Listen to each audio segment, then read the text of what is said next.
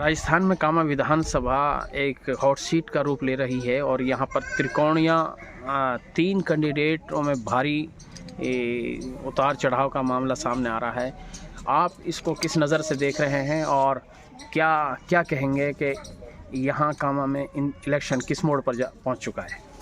देखो जी, हकीकत तो ये है कि जिस तरीके से यहाँ देखा होगा आपने कैथवाड़ा में जिस तरीके से वहाँ मुख्तियार की रैली गई और उसके बाद में फिर मौजूदा विधायक की रैली गई, वो फ्लॉप रही।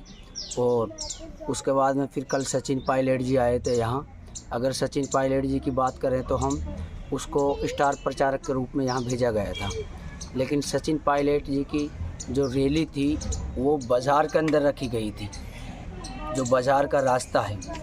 तो उससे साफ जाहिर होता है कि 1500-2000 आदमियों की भीड़ को भीड़ नहीं माना जाता, वो भी फ्लॉप रही।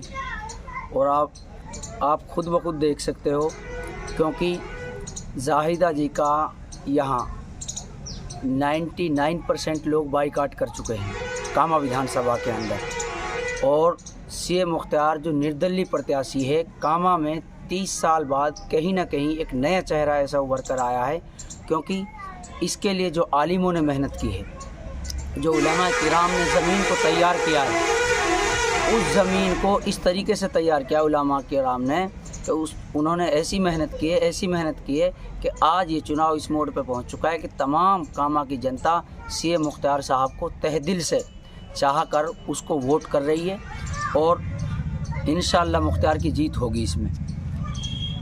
और रही बात ये, अगर जाहिदा जी और सीए मुख्तियार साहब और तीसरा चेहरा नौछम जी जो पुनाहाना से आती हैं, नौछम जी यहाँ आके अगर उनकी बात करी जाए तो पुनाहाना की बहादुर बेटी बोला जाता है उनको, और बहादुर बेटी के रूप में यहाँ उनको भेजा गया है बीजेपी द्वारा।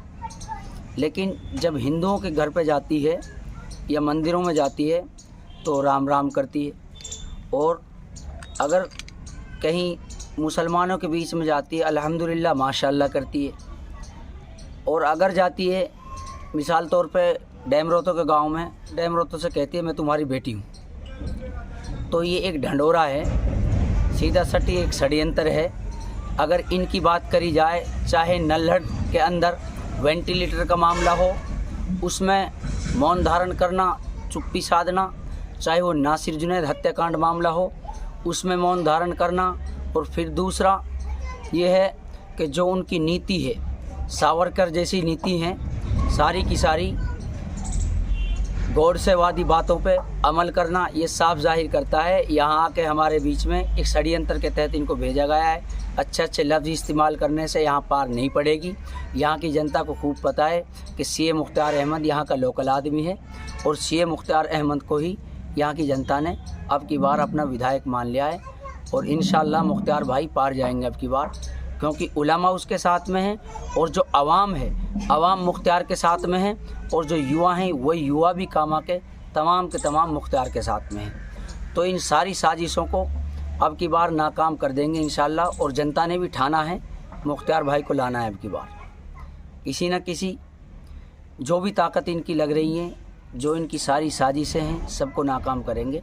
क्योंकि नासिर जुनैद मामले में हमने देखा था, वही सचिन पायलट जी जिनको स्टार प्रचारक बना के यहाँ भेजा गया, सचिन पायलट जी से जब सवाल किया गया कि जी नासिर जुनैद मुद्दे पे आप क्या कहोगे, तो सचिन पायलट जी ने ये कहा था कि मैं धर्म की बात नहीं करता। तमाम दुनिया ने उस वीडियो को देखा था, मैं धर्म की बात नहीं करता। जब नासिर जुनैद की बात आती है, जब मुसलमान की बात आती है तो वो धर्म की बात हो जाती है। अगर किसी दूसरे धर्म की बात आ जाती है तो वो धर्म की बात नहीं होती, वो हक और सच की बात कहता है सचिन पायलट जी। इसलिए हमने सबको देख लिया, सिर्फ अब की बार निर्दलीय उम्मीदवार सीए मुख्तियार को उलमा ने मैदान में उतारा है और इंशाअल्लाह कामयाब होगा सीए मुख्तियार।